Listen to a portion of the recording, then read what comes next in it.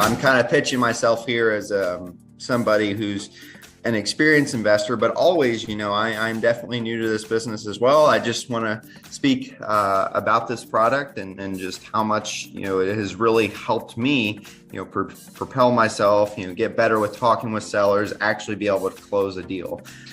My strategies right now have been primarily direct mail, cold calling, and cold texting. And I've found a lot of success with Real Estate IQ, especially being able to get in front of customers, have engaging conversations. And of course, I'm hoping to use all of that to build my own business and eventually retire off. Excited to be here, and I want to say a big thank you to Real Estate IQ. They have the absolute top leads in the industry and just make investing effortless for all of us as real estate investors here in Texas and obviously everywhere else that they're focused. And I'm proud to be associated with Real Estate IQ. Love what you guys do and love how you all help investors so that we can focus on the thing that makes us the most money, which is the job of real estate investing. I wanted to jump on this morning and give a shout out to Real Estate IQ. I began my journey with them a few years ago, just using some of the more basic products, the off-market leads.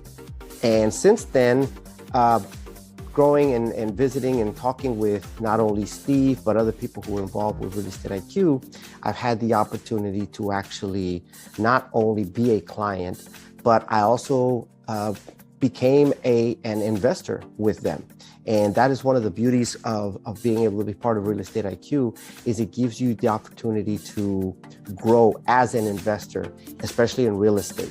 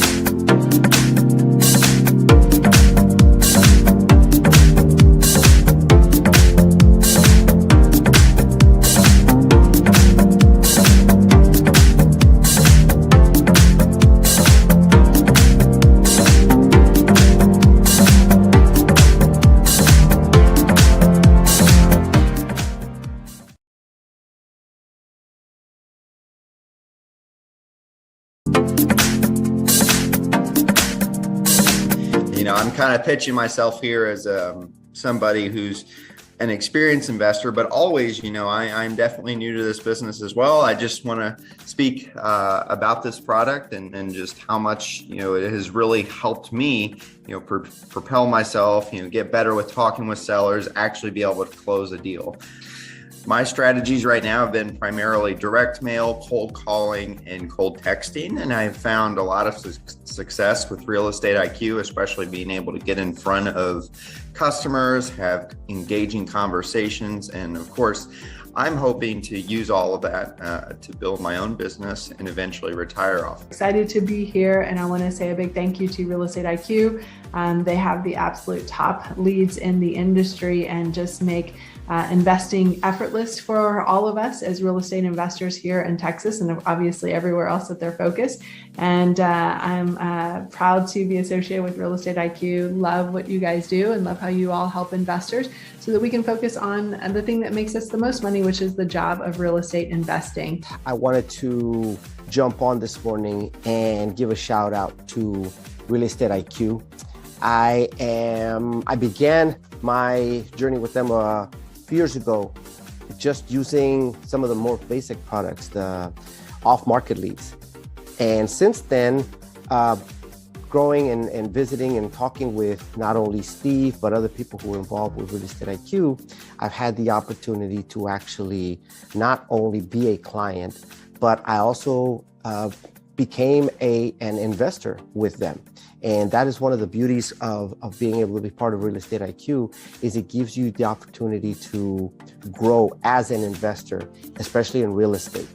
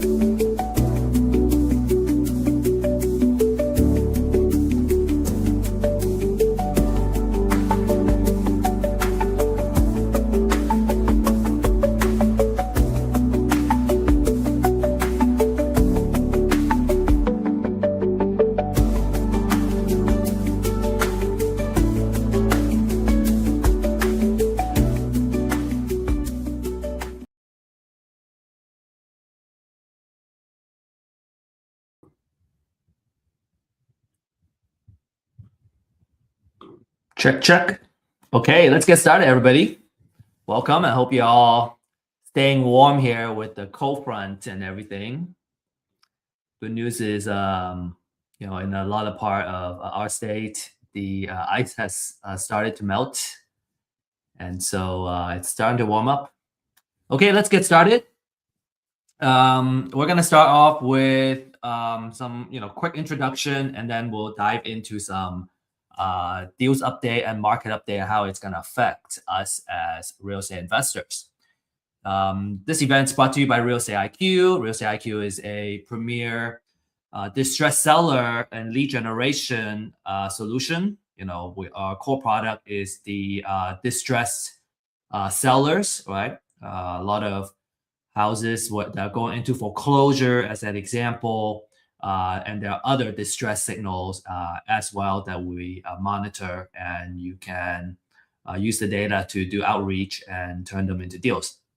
Now, along with that, we also work with outreach and qualification of these leads as well. What we call warm leads, hot leads, and fire leads, right? Fire leads are basically the folks that have expressed an interest to sell. We have talked to them on the phone and qualified them and got a lot of information about the deal. So the next step is to underwrite and place an offer.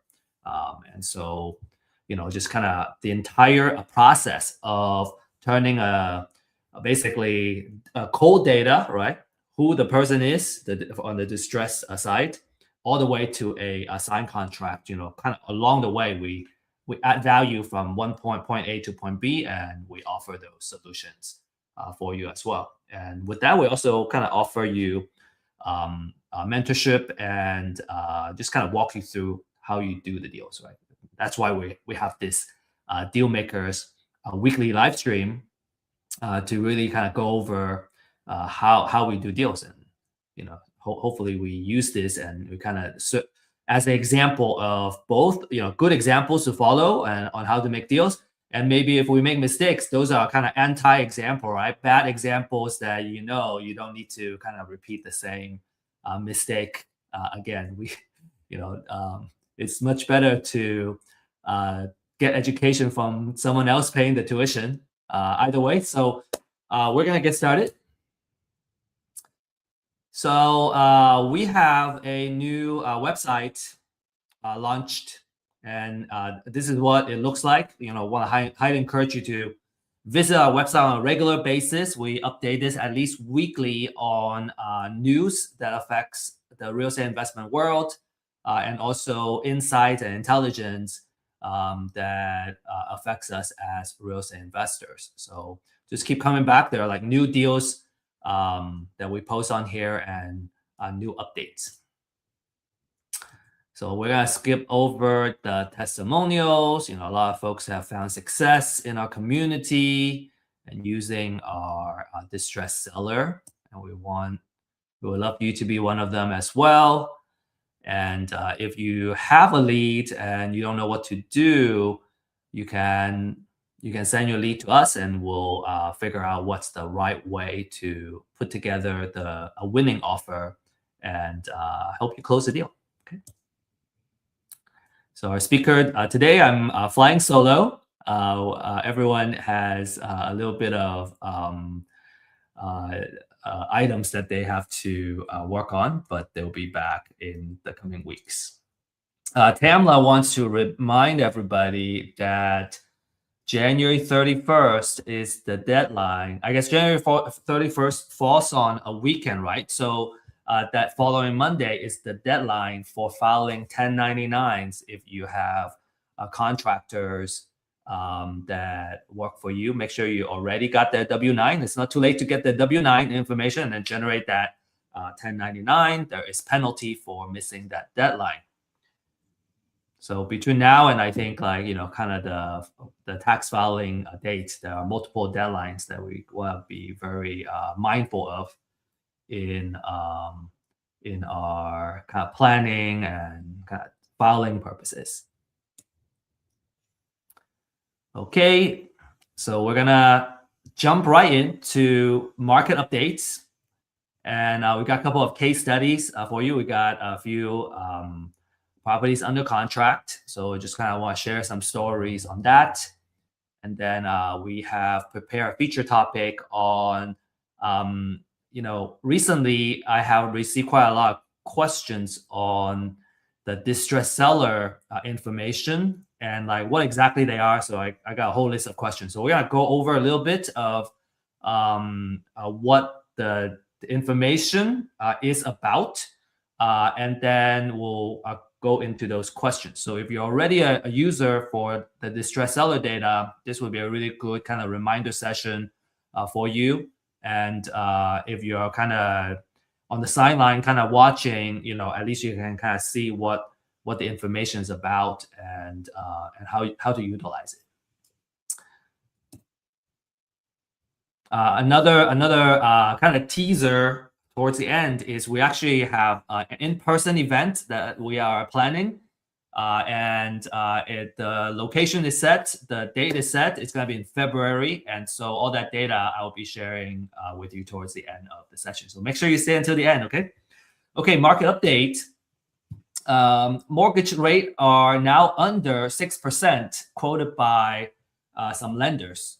There's a range of 5.99 to 6.3, but we're start seeing mortgage rates are dipping under 6%. And why is this important? There are studies show that every 1% interest drop will reduce the number of buyers by about 5 million people, and vice versa. If we see a interest raise, it reduces the number of buyers by about 5 million people. So this is kind of interesting because now we're seeing a more than 1% drop now in interest rate since 2 years ago, and this is gonna create a higher demand for the for real estate properties and for housing. And while this is still higher than pre 2022, before around the COVID crazy low interest rate environment, the drop from the peak gives investors a lot more room to make the numbers work, especially for creative terms and seller finance and those different kind of deal structure.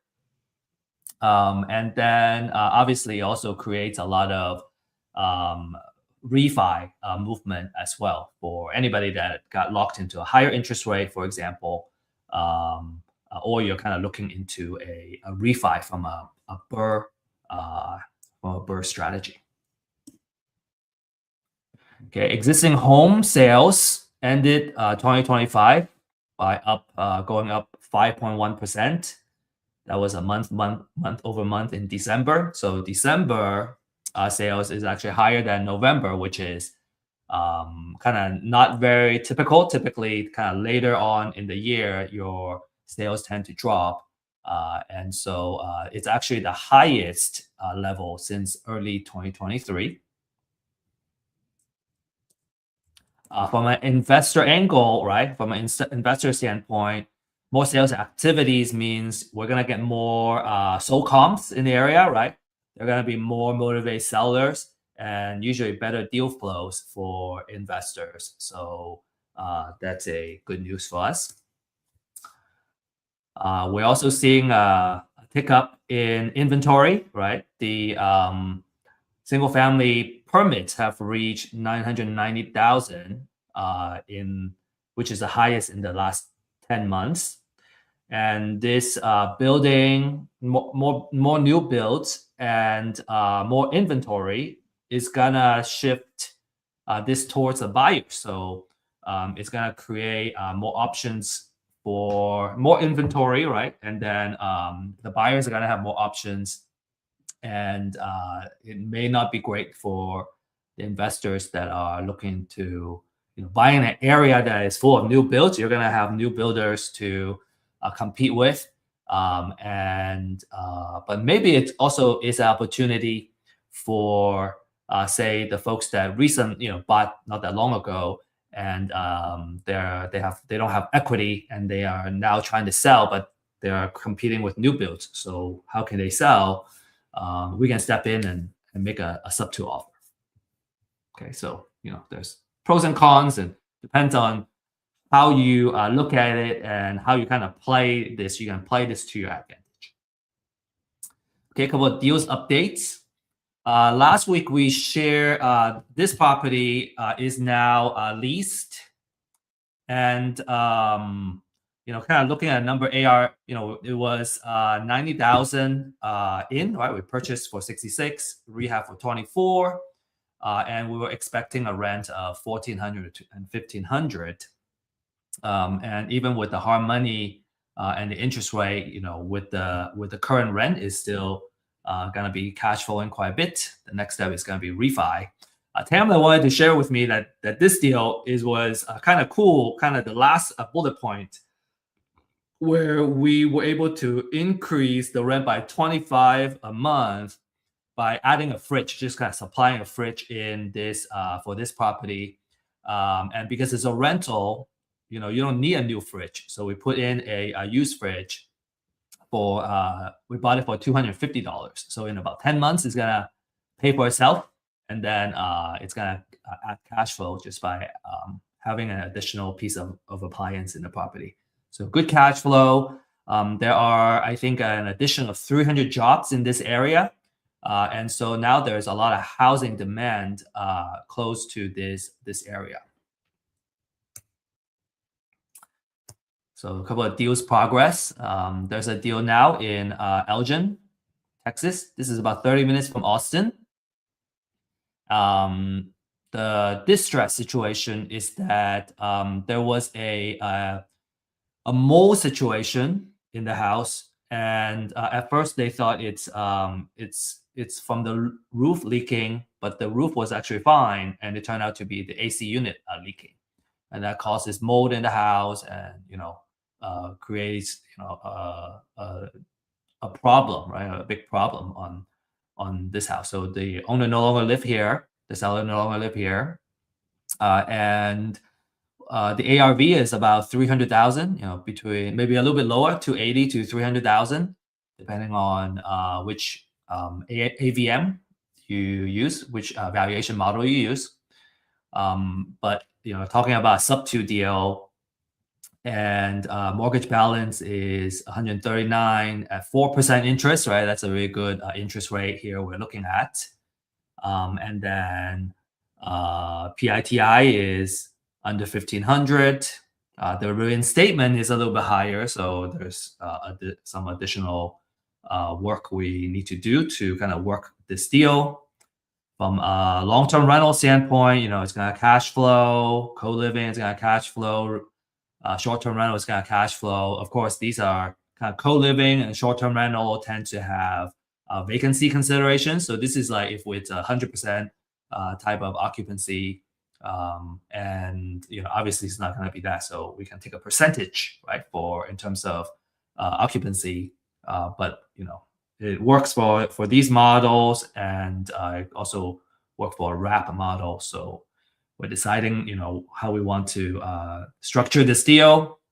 If this is somewhere you're interested in, we'd love to have a conversation, and we just kind of talk about how we want to do this. Okay, next, there's a 35-unit single-family home rental portfolio available. Most of the rental properties are in the Dallas-Fort Worth area, and the numbers look pretty good. So a gross revenue $557,000, and a net operating income of last year is $253,000, almost $254,000.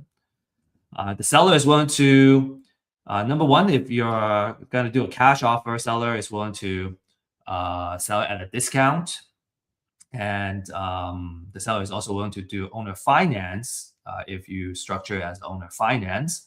Of course, the owner is going to require a big money down and kind of finance the rest. So if this is something you're interested in, if you're interested in individual properties within the portfolio, that's also possible. Obviously, it's the seller prefers to sell it as a portfolio, a little bit less hassle.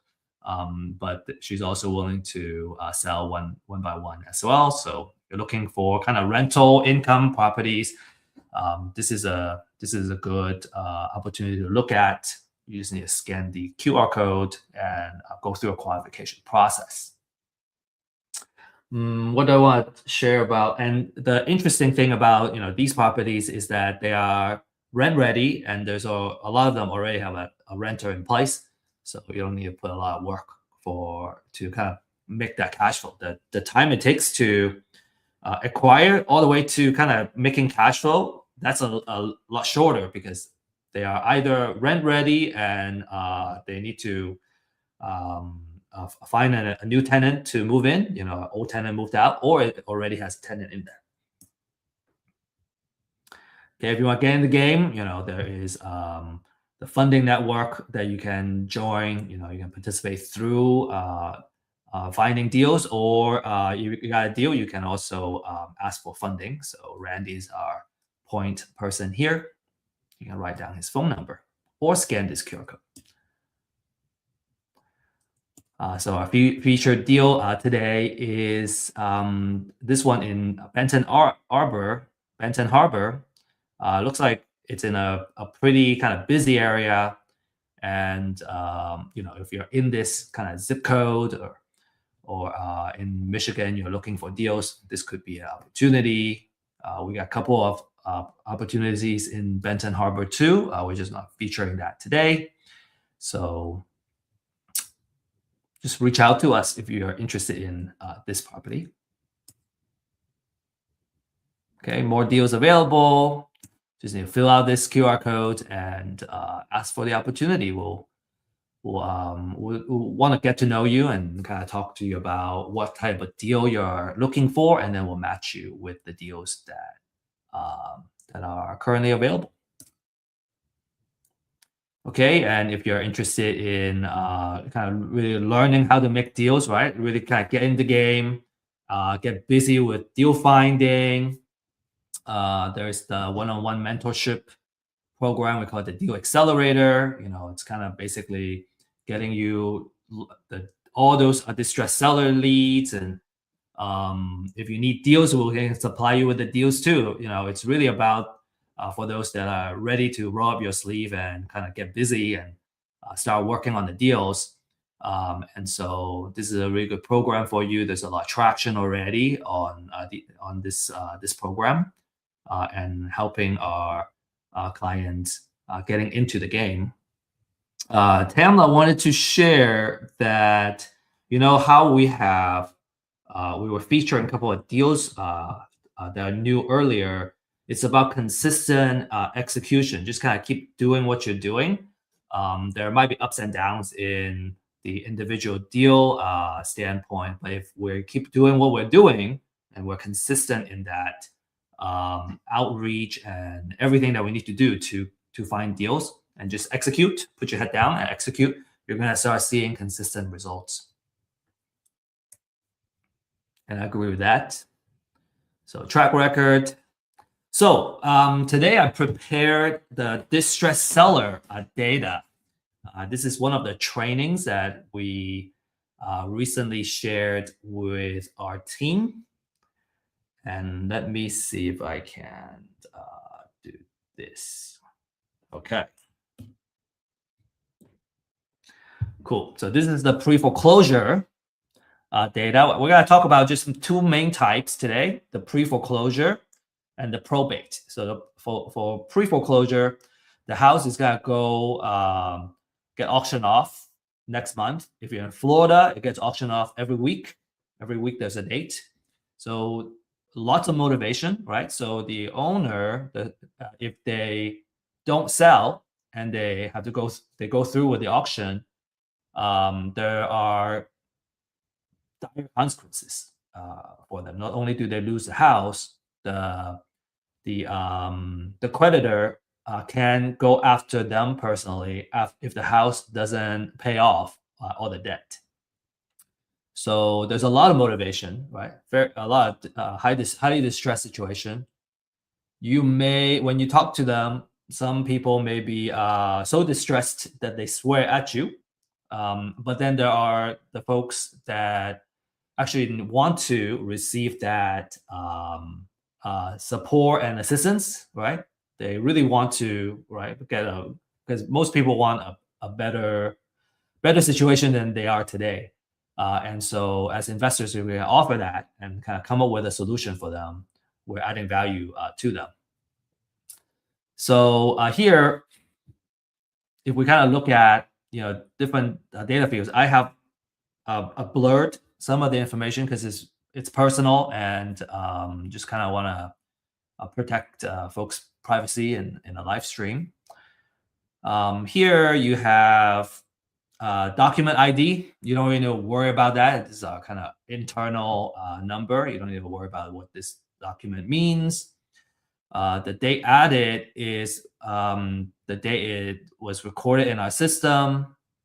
And the record date is the date that was recorded by the county. You get the auction information, which county it is, right? The mortgager is the borrower. And then you get the property information here.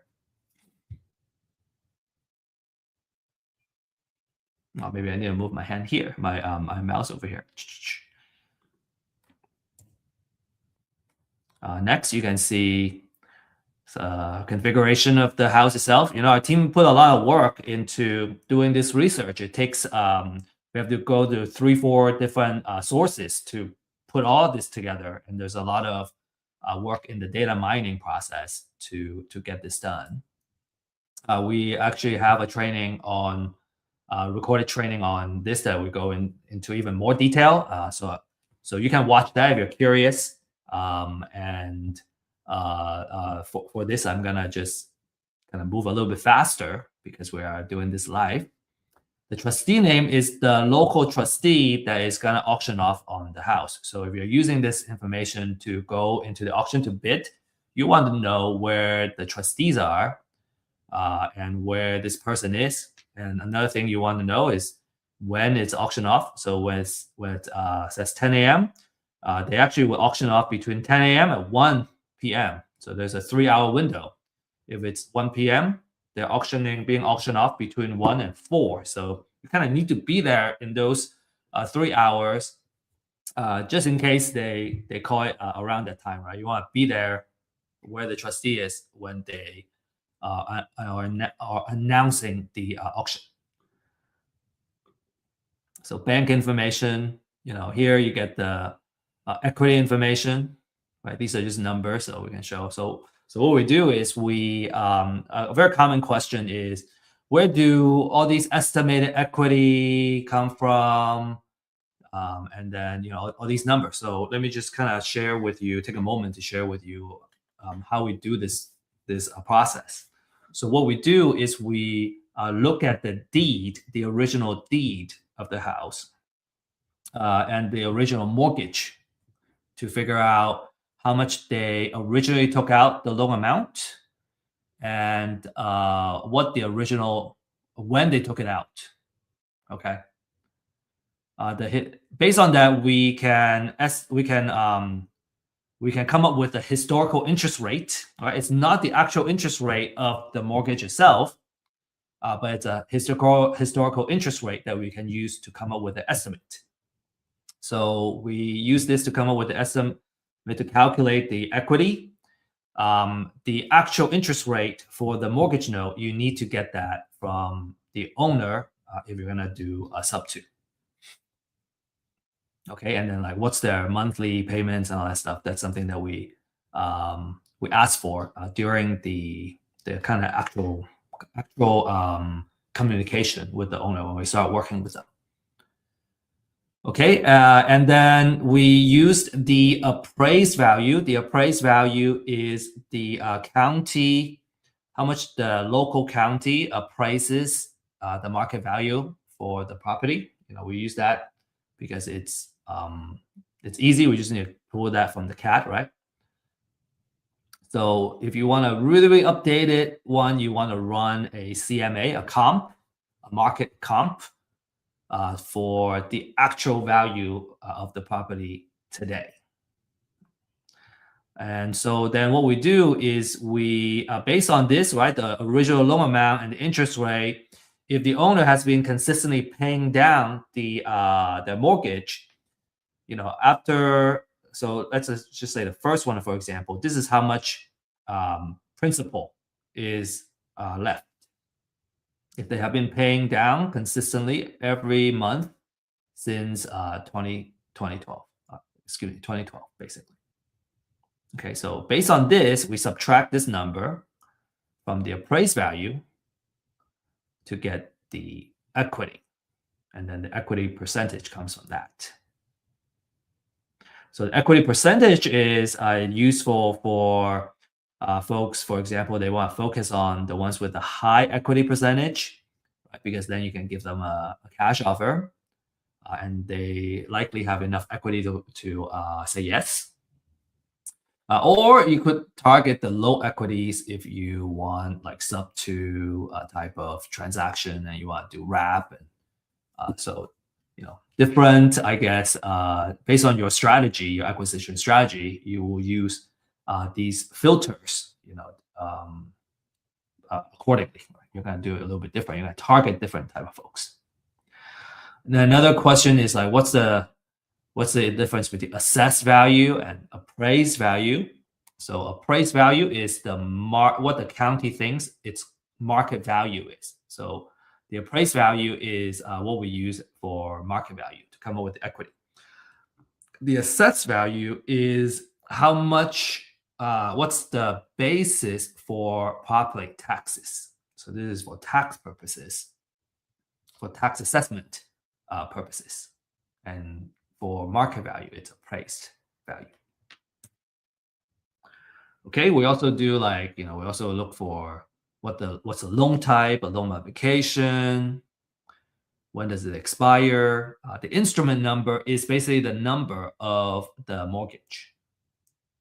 Okay, so you can read the mortgage yourself. There's a lot of information in that note. It's public data, and because we were already kind of reading that, we share it here too. So when you actually start working with the owner, you can do a title search yourself and pull that information, or you can ask us to do a title search for you and pull not just this mortgage information, but what are all the other liens that are on the property.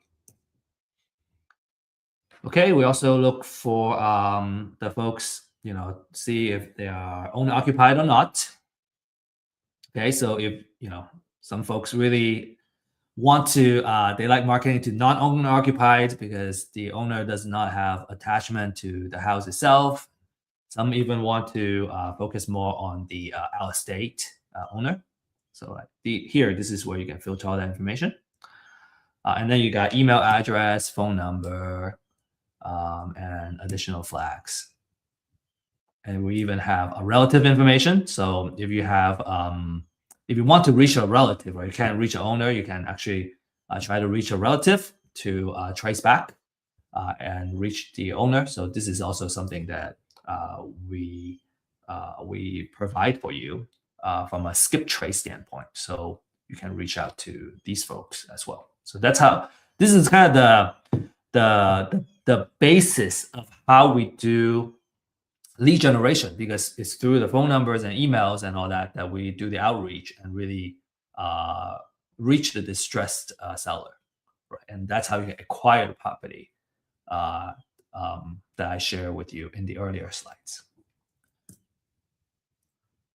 Okay, and then just got some quick words about probate. Probate is basically the person has inherited a house and maybe there's a lot of headache in maintaining the house and keep paying the bills, or they inherit a house, and because a lot of times if the death is based or is due to old age, maybe the house is already free and clear, or it has a lot of equity, right? The majority is equity, and so the heirs want to cash out. Okay, so we have all this information. Sometimes people ask like, what's the decedent? There's a person that passed away.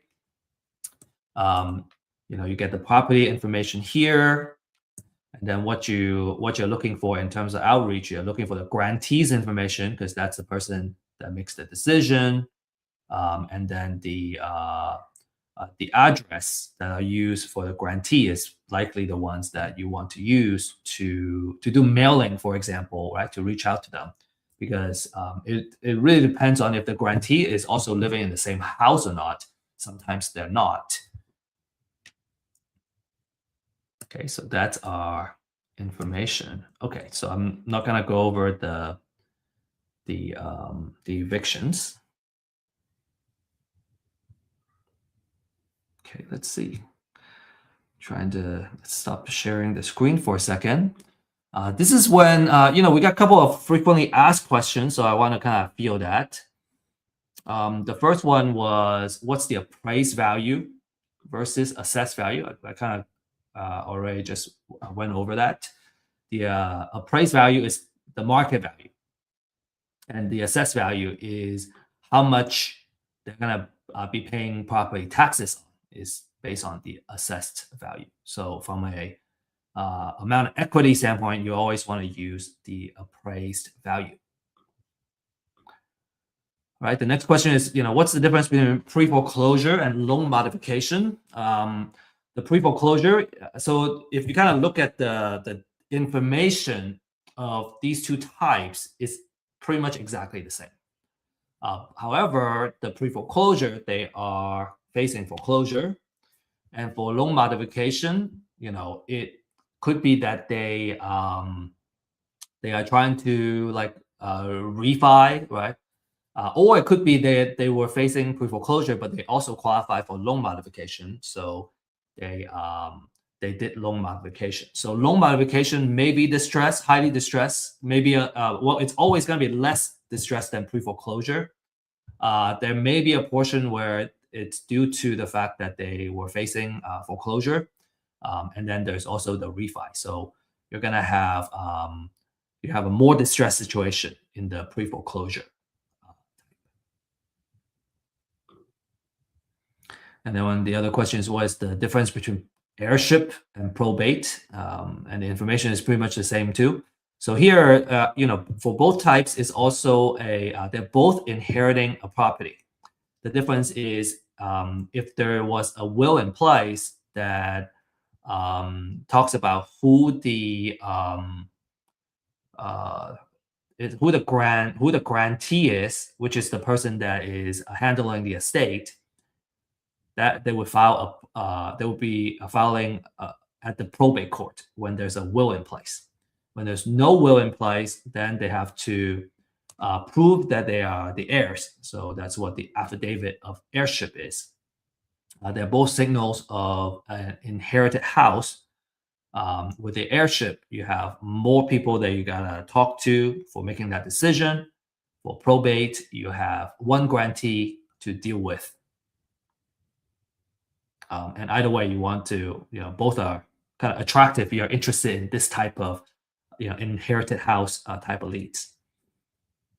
And in these, then, there's a case number in there. And that's, there was a question about case numbers. And that's what the probate case is.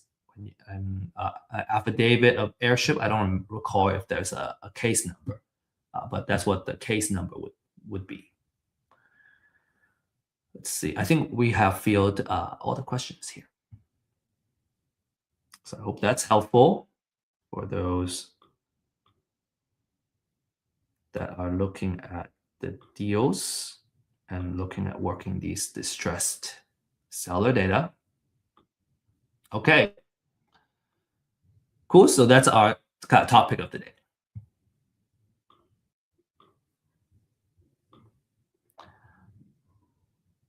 All right, so if you're interested in this type of distressed seller, you can scan the QR code. There's still a VIP pricing here, and just to get you ready for 2026. I hope you spend your January productively, and kind of really got ready for building a system and getting consistent outreach.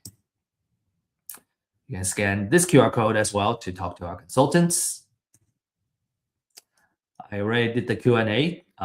For those that have questions, you can feel free to use the comment to ask. And these are our upcoming events. We got some classes, really awesome educational classes on how you can find deals, different types of deals, and how you can work the different type of leads. I really like the class on the 6 ways to make money and building wealth, where we really kind of go over the techniques of how we can make some money short term, but also how we can build long-term wealth, and a couple of techniques that you can use. There's one that's quite advanced, but those are kind of the most important information you want to really capture. Like, how do we really do it, and how do we use it to build wealth? And then there is the foreclosure secret. That's also an extremely popular class. The pre-foreclosure and foreclosure is always popular classes. And then on the right side, we have the live events, right? Today is the Dealmakers live stream. And tomorrow at 9:30 Central Time is our office hours. So if you have questions on how do I get started, or what are some of the things I need to do, I can, what we will do is we'll kind of ask you some questions to understand where you are, what you're looking for, and kind of give you some suggestions on how you can get started. Or if you have a deal specific thing, we can also look at it together too. And then Friday open house, we go over the opportunity that we see on the market, in the real estate investment market, and how do we use financial engineering, right, to really kind of disrupt the market. Okay, and for those of you that are in the Dallas-Fort Worth area or kind of nearby, actually, if you're in Texas, this is all you can get here. So we have a Dealmakers Dallas. This is going to be a live event. We're going to be in Dallas, downtown Dallas. If you scan this QR code, you'll get to the Party for registration page, and we're looking for meeting you. It's a really awesome event that we have planned. It's a model that we have already proved out in Austin. People really like being here and making quality connections with folks that are actively doing deals. It's going to be on Friday at 9:30 in the morning, and great place. If you're just getting started, you can get some exposure.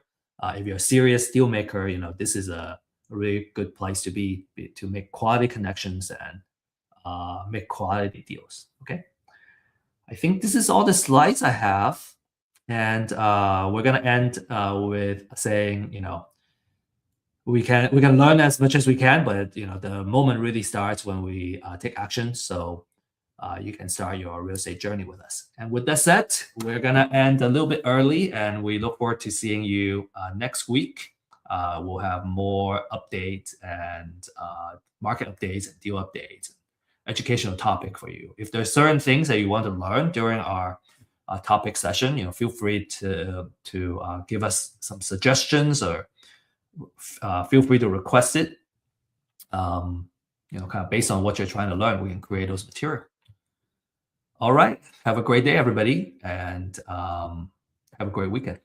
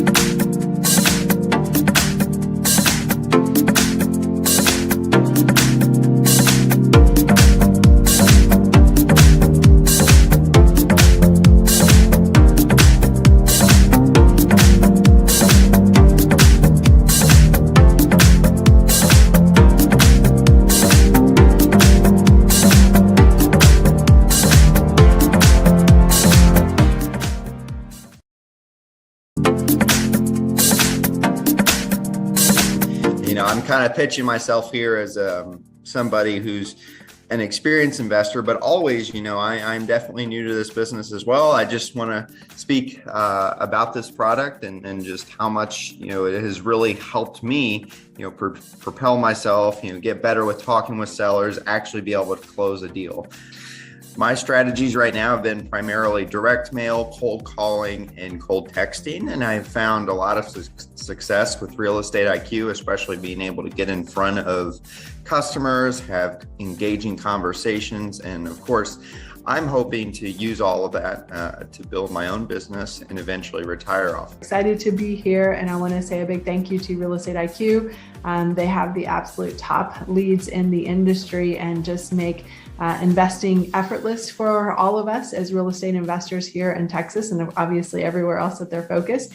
And I'm proud to be associated with Real Estate IQ. Love what you guys do and love how you all help investors so that we can focus on the thing that makes us the most money, which is the job of real estate investing. I wanted to jump on this morning and give a shout out to Real Estate IQ. I began my journey with them a few years ago, just using some of the more basic products, the off-market leads. And since then, growing and visiting and talking with not only Steve, but other people who are involved with Real Estate IQ, I've had the opportunity to actually not only be a client, but I also became an investor with them.